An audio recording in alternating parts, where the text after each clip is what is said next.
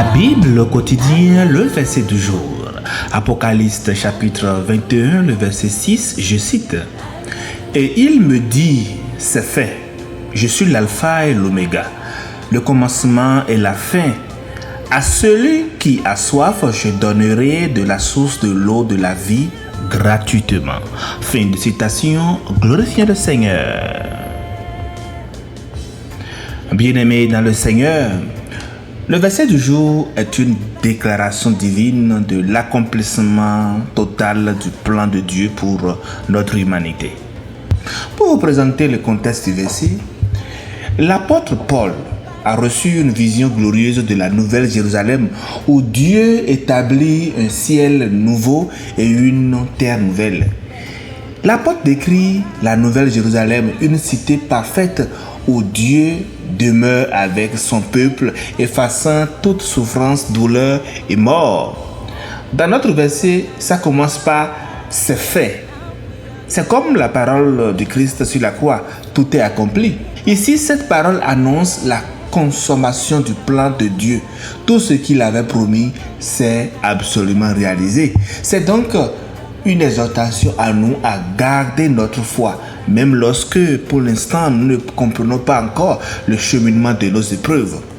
Le verset dit par la suite, « Je suis l'alpha et l'oméga, le commencement et la fin ». Dieu est à l'origine de l'aboutissement de tout. Rien n'existe en dehors de lui et il contrôle l'histoire humaine. Le verset finit en disant, « À celui qui a soif, je donnerai de la source de l'eau de la vie gratuitement ». Ça devrait même vous rappeler les paroles de Jésus qui dit dans Jean 4, le verset 14, « Celui qui boira de l'eau que je lui donnerai n'aura jamais soif ». L'eau de la vie, bien-aimé, symbolise le salut, la présence de Dieu qui comble toutes nos attentes spirituelles. Cette eau est offerte gratuitement pour montrer donc que nous sommes sauvés non pas par nos œuvres, mais c'est un don gratuit de Dieu. Chers amis, notre verset parle de la fin des temps, mais cela ne signifie pas que cette promesse ne concerne que l'avenir. Non, le langage ici employé ne concerne seulement pas la fin du monde, il est déjà une réalité, mais spirituelle pour ceux qui sont véritablement en Christ. Jésus avait dit dans Jean 7, les versets 37-38, « Si quelqu'un a soif, qu'il vienne à moi et qu'il boive. Celui qui croit en moi, des fleuves d'eau vive couleront de son sein. » La soif dont il est question donc dans le verset est spirituelle et elle commence ici-bas. C'est la soif de la paix dans un monde troublé. C'est la soif de vérité au milieu du mensonge. C'est la soif de justice dans un monde corrompu. C'est la soif de consolation dans nos épreuves. Dieu ne dit pas attends jusqu'à la fin des temps pour être satisfait, mais il nous offre dès maintenant, tout de suite, cette eau vive par le Saint-Esprit, la communion avec lui, sa parole qui fortifie et sa présence qui nous renouvelle à chaque instant.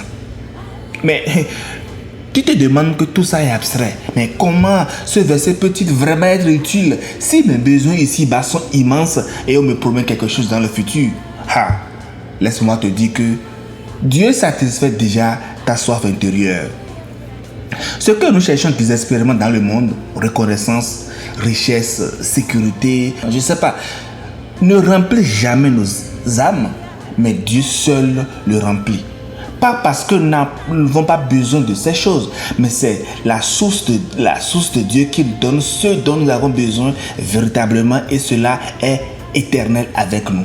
L'eau vive n'est donc pas seulement un rafraîchissement pour nos problèmes, mais il nous équipe pour les affronter avec force et foi. Donc, bien-aimés, Dieu sait que nous avons besoin de nourriture, d'un toit, de protection. Il répond toujours à nos besoins. En clair, bien-aimé, notre verset du jour est une promesse qui commence maintenant et s'accomplira pleinement dans notre vie, dans l'éternité. Tu peux boire dès aujourd'hui à la source de l'eau vive par la prière, la force et la présence du Saint-Esprit. Dieu répond à tes besoins même si parfois il le fait d'une manière différente à tes attentes. Cette promesse nous assure donc que même dans nos plus grandes souffrances, il y a une restauration totale à venir.